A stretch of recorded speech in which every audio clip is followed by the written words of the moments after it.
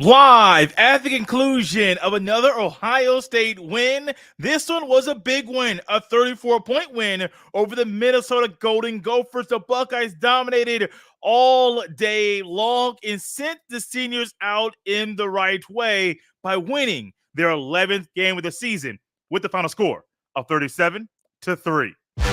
You are Locked On Buckeyes, your daily podcast on the Ohio State Buckeyes. Part of the Locked On Podcast Network, your team every day.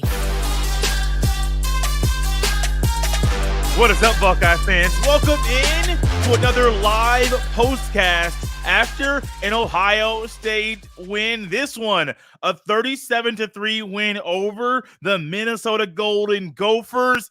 There was no contest. It was clear. The Buckeyes were the better team from the beginning of the game. Welcome in. Thank everyone for tuning in live right here at youtube.com/LockedOnBuckeyes. We will definitely discuss the tale of two halves that we witnessed and watched during this game, and also the unsportsmanlike conduct penalty. Some of you disagree. We'll touch on that later on as well. But before we get into the postcast, feel free to follow me on X, formerly known as Twitter, at jstevens07. Send any email to me at jstevens317@gmail.com. And if you'd like to continue the conversation we're having today outside of the space of this show, feel free to go to subtext.com, join subtext.com/LockedOnBuckeyes. This is one of those games that you knew going into it the Buckeyes were the better team. Offensively, defensively, special teams, everybody knew Ohio State was clearly the better team. And when you think about the better team being Ohio State, how do you think they should come out? Like they are, that team that is better. And they did.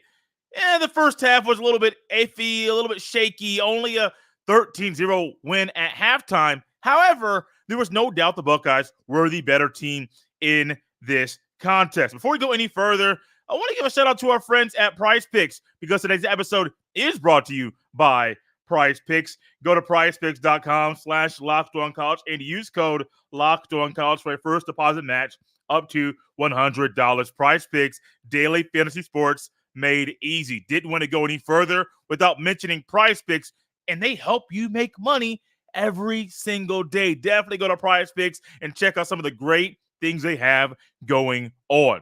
Some great things the Buckeyes have going on is winning their 11th game of the season on Senior Day, sending the seniors out in the right way. Now, there are some players that were recognized today in the shoe that can still come back and play football. But if they choose not to play more football at the Ohio State University, they'll always remember their final game in the shoe, which was a 37-3 win over the Minnesota Golden Gophers. Minnesota's an okay team. They're 5-6 now, 5-5 going into the game. They're one of those teams that, well, when you look at them, you know they got talent, but can they put it together? They didn't really do that today. They held Kaliakamenis, I got his name right, to 89 passing yards on the day, one interception, a passer rating of 86.7, held Minnesota to under 100 rushing yards, 70 rushing yards total. The top back, Nubin, had 19 carries for 49 yards, 2.6 yards a pop. The defense today for Ohio State was a big reason why, and a big story, definitely a big story. But offensively as well, you start the second half, you get a quick touchdown. Henderson has his longest touchdown run of the season, not just the season, of his career. You come back, quickly get another touchdown. And the Buckeyes in the first minute and 7 seconds, 67 seconds of the second half, I think it was 67 seconds, already scored more points than they did in the entire first half, to let you know a little bit about how the first half went. But by the numbers offensively, McCourt, 20 of 30, 66.7% completion percentage, 212 passing yards, 2 passing touchdowns. Henderson went for 15 carries and 146, 9.7 yards a pop, and 2 touchdowns of his own. I got to see Chip Trainum toe the rock. Dallin Hayden got back on the field. Evan Pryor was even seen in mop-up duty as well. Defensively, Jack Sawyer. Have a day, young man. Go off, because Jack Sawyer definitely did his thing today, reminding everybody and letting everybody know that might not focus on Ohio State's entire defense. Number 33 on the defensive side of the ball can do some good things out there when he steps up. Hey, he's good. He's a good player. Putting him in his right position was great for the year. Absolutely phenomenal. Because if you didn't put him in his right position and stop having him do more hybrid stuff and just let him be a true defensive end, I don't think you'd get this version of Jack Sawyer during this season. Defense was great. Hancock had a pick. There were other players just throughout the entire day. Got to see Lincoln Kienholz, Amari Abor, Caden Curry had a sack. JT had a turnover. This game, I can go on and on and on and on, but there's no contest. None whatsoever. First half different than the second half. But there's one story. Between all 4 quarters, the Buckeyes dominated Minnesota. There was no doubt at all that Ohio State was going to lose this game. Even in the game, Mike Hall didn't play. Tommy Eichenberg, Ryan Day said post-game, hey, Eichenberg could have played. He wanted to play, but I held him out. Ryan Day said, hey, it was a fist fight, and I won. He smiled when he made that comment. Great, cool. I was watching the game and thinking to myself, you would want your guys to get back on the field to have some run before the biggest game of the year next week. You would want to. Absolutely. But Ryan Day chose a different way. Now, during this game as well, we'll get into this more in the later portion of the show. I thought, hey, maybe Ryan Day was holding the guys back and not really having them go so hard, which then I'm thinking about it. If that was the case, and at the moment, I was like, yeah, that's true. That's true. But if Ryan Day is holding guys back, that's generally when you see more injuries. A team that's already battling injuries right now, I don't know if the coach would actually hold them back at that point in time. Because if that was the case, I don't know if you get 30 points from the Buckeyes or 37 points from the Buckeyes. You might get a smaller margin of victory. Why? Just because you want to hold your guys back. No. Buckeyes win, 34-point win over Minnesota, sending guys like Xavier Johnson and Tristan Gebbia, as I try to move my right earphone out and the whole headset comes off. Tristan Gebbia, Cade Stover, Xavier Johnson, and others as they go out in a right way. I remember when I played football, we lost on senior day. Don't really know who the opponent is. Don't really matter. The outcome was one. We had an L. My last game ever playing football was a loss. Like most people, but we lost to our rival in sectionals in a game in a spot where I remember where the portion of the field on the sidelines I was standing. I remember the view in overtime of what happened. I remember the ref that was right there that should have thrown the flag, didn't throw it. Hey, you don't want to lose on senior day. And Ohio State seniors don't have to think about that outcome because it didn't happen. The Buckeyes dominated Minnesota on Saturday afternoon going into the evening. It was expected. It should happen, and it did. A 37-3 win over Minnesota was just what the doctor ordered, but I don't think the doctor ordered what we got from the first half and what we got in the second half. What am I speaking about? We'll dive into that next right here as Locked On Buckeyes postcast rolls on after Ohio State's win over Minnesota. Today's postcast is brought to you by our friends at PrizePicks. PrizePicks is the largest independently owned daily fantasy sports platform in North America. They are the easiest and most exciting way to play daily fantasy sports. It's just you against the numbers. Instead of battling thousands of other players, including pros and sharks, you pick more than or less than on 2 to 6 player stat projections and watch those winnings roll in. PrizePicks is the most fun I've had, winning up to 25 times my money this football season. PrizePicks is simple to play.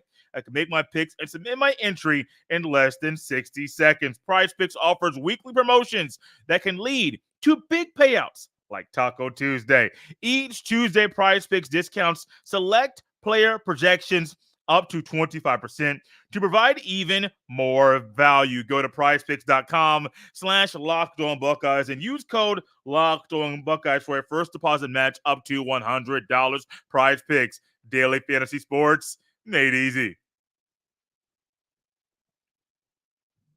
Thank you for tuning in to today's Locked on Buckeyes postcast after Ohio State's 37-3 win over the Minnesota Golden Gophers. If you'd like to continue this conversation outside of the space of this podcast, go to joinsubtext.com/Locked on Buckeyes.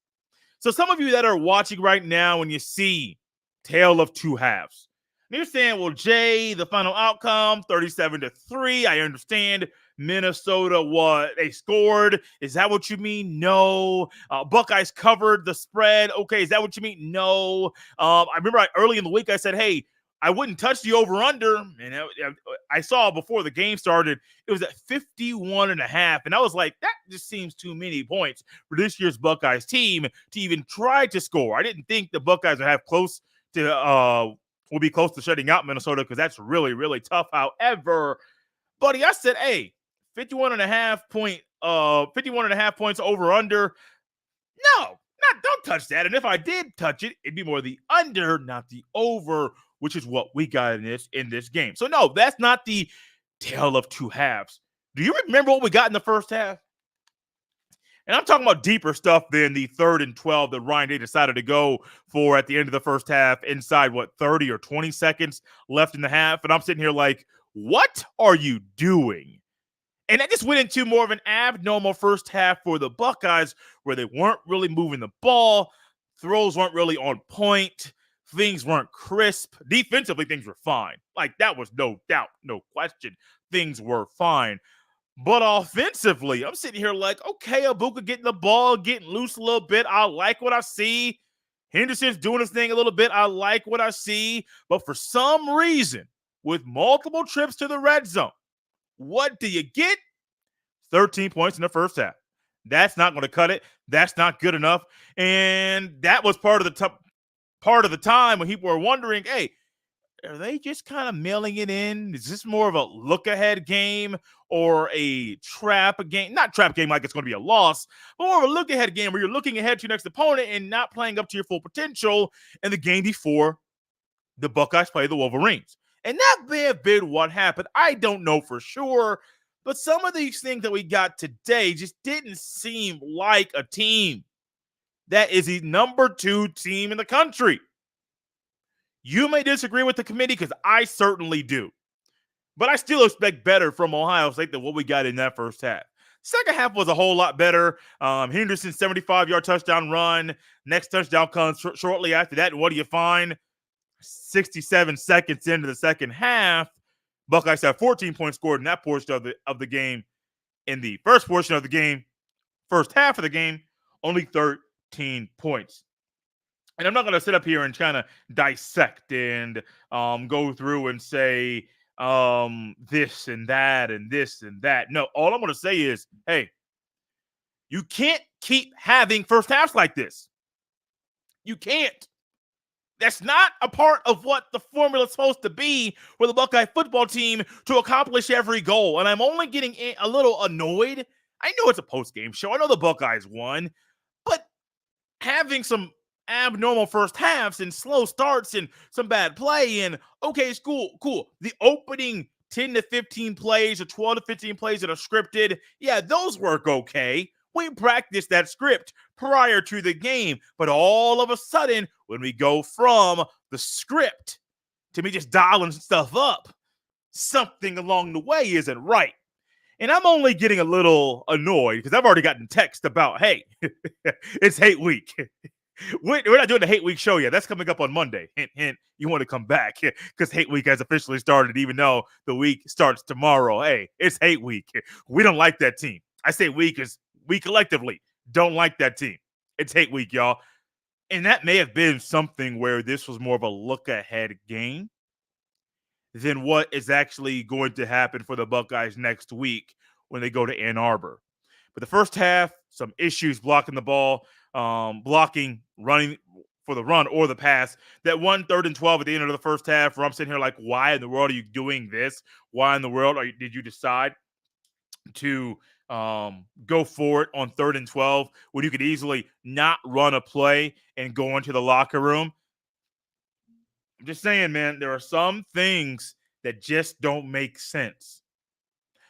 keeping in mind, I understand it's Minnesota. I understand what's happening next week. But also keep this in mind. People are creatures of habit. And if the habit for Ohio State is to have slow starts offensively, have mental lapses, have some dead periods where the ball's really not moving, have some success, but then penalties kind of set them back. If that's the story of Ohio State, even in this game against Minnesota, what do you expect next week? I'm asking you the question, not me. Hop in the comment section on the chat, on the YouTube chat. Go ahead, hop in there, make it a fun place. Let me know. Is this what you expect next week? Because if that's the case, there might be a recipe for a loss. Now, if you get this performance by the offense, more offensive specific conversation, if you get this performance from the offense, and then all of a sudden next week against Michigan, it's, hey, we're going to do the second half performance against Minnesota and the first half against Michigan. Okay, cool. Like, that's a little bit different. But also keep in mind, part of the reason why is this happening, Kyle McCord is not having the same guys out there on offense every single week. Even though last week was the first time since Notre Dame that the Buckeyes had all 11 original starters on the field, Ibuka's still out there trying to get healthy. And even in this game, got a little limpy after a hit. In this game, when that 3rd and 12 that I mentioned, Kyle McCord got up limping. His ankle's already been dinged up, hasn't been healthy since the Notre Dame game. He got up, dinged up, and limped to the locker room. So keep that in mind as well. Names and numbers are great. What's also great is chemistry and guys not getting hurt. Unfortunately, the chemistry it's there. It's there. But guys not getting hurt, man, I don't know. It's still a story of this season. Now, luckily, the Buckeyes walked out of this game with nobody getting seriously injured. I know guys had nicks and dings, and we'll have to go to the trainer and do the ice bath, which is probably going to be regular for the recovery for the football players, or it might have to be extra ice or the heat and rotation of the two, whatever it might be. You can't have two halves like the Buckeyes had today against Michigan, because if you do, you're probably going to lose. I'm not going to say definitely, but probably going to lose. Now, if you're looking at the Michigan score, if you're scoreboard watching during that game, or maybe you're at home and you're able to watch that game, you saw Maryland threw everything they had at Michigan, and ultimately the Wolverines won the game. So maybe for the Wolverines, it was a look-ahead game as well, because, I mean, the Buckeyes won. I think they beat Maryland 37-17 at the time. The 17 points was the most points any team had scored on Ohio State all season. Hey, I don't know if it was a look-ahead game for Michigan or look-ahead for Ohio State. I think some of the stuff in the first half for Ohio State was chemistry, not being on your spot. Now, that 3rd and 12, that was that. Now, Kyle McCord has to do a little bit better at that, but I'm not putting all that on Kyle McCord. Buddy, that's on Josh Fryer. Got to get better, man. Got to get better. I mean, but the time to get better like you do in the offseason, that's up. It's coming up next is the game against Michigan. Woo, woo, woo. Can't wait. I can't wait for it. The one thing I was not ready for, I'm ready for that game against Michigan.